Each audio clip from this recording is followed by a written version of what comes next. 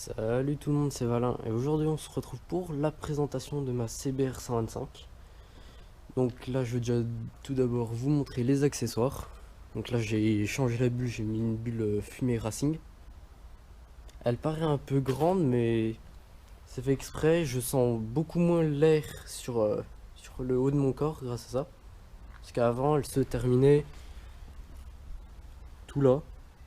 Donc là ça rajoute quand même une grosse protection. J'ai mis mes liserés de jantes rouges, les poignées rouges. Voilà, la ligne Accra, ça fait quand même pas mal de temps que je l'ai. Et les tampons de protection qui sauvent énormément le carénage. La dernière fois, j'ai roulé sous la neige. Et ben, ils m'ont bien sauvé ceux-là. Donc voilà. Alors, on passe tout de suite au moteur. Alors, c'est un monocylindre 4 temps. Normalement, on peut le voir. Voilà. Bon, je sais, c'est dégueulasse. C'est dégueulasse. Bon. Voilà, refroidissement par eau. Le réservoir fait 13 litres. La consommation, à peu près 3 litres de haut 100. Donc j'ai à peu près une autonomie de 400 km avec le plein. Ce qui est franchement bien. C'est même super. 400 km avec une petite sportive. Franchement, c'est super. Après, oui, je vais aussi parler du prix. C'est la sportive entre la YZF 125 R, la RC 125 et celle-là. C'est la CBR la moins chère. Elle coûte 3600 €. 3700 en version Repsol. Alors que les autres doivent culminer à 4500. Donc franchement, pour le prix d'une YZF 125, j'ai eu la CBR avec la ligne Accra. Donc là, ça valait vraiment le coup. Alors, les aspects positifs de cette moto. Bah le look, franchement, après, ça varie selon les goûts des gens. Moi, je la trouve superbe. Bon, juste les rétros, quoi. Et les clignots, qui sont pas très jolis. Surtout les clignots. C'est la première chose que je casse si je tombe.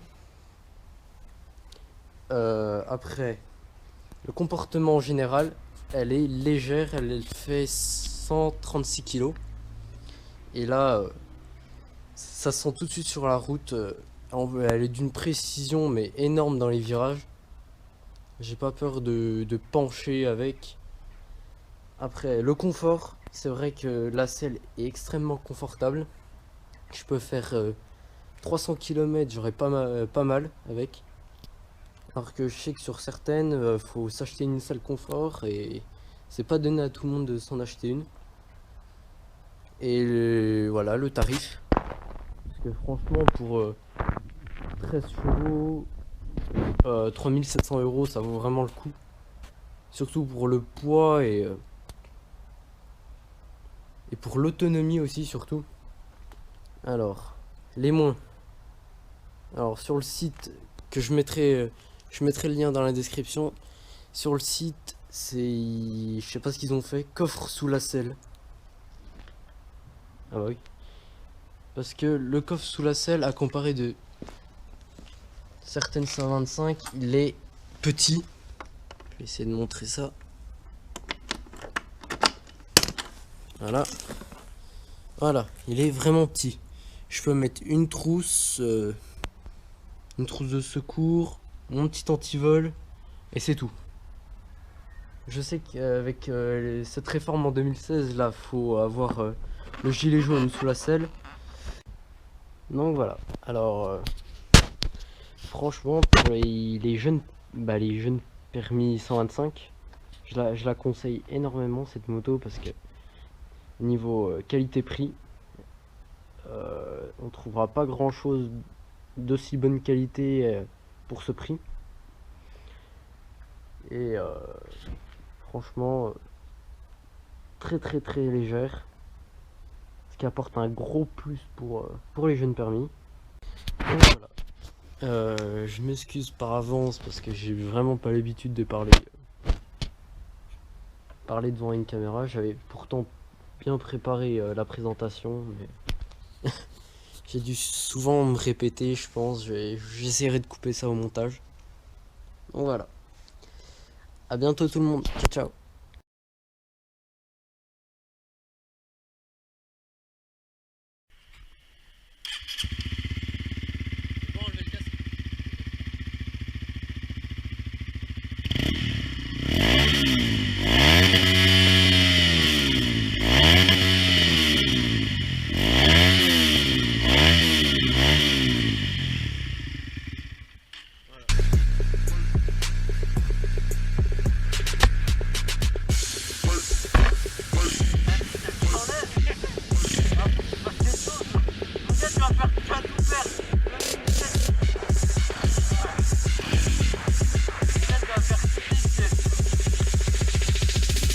From the dead,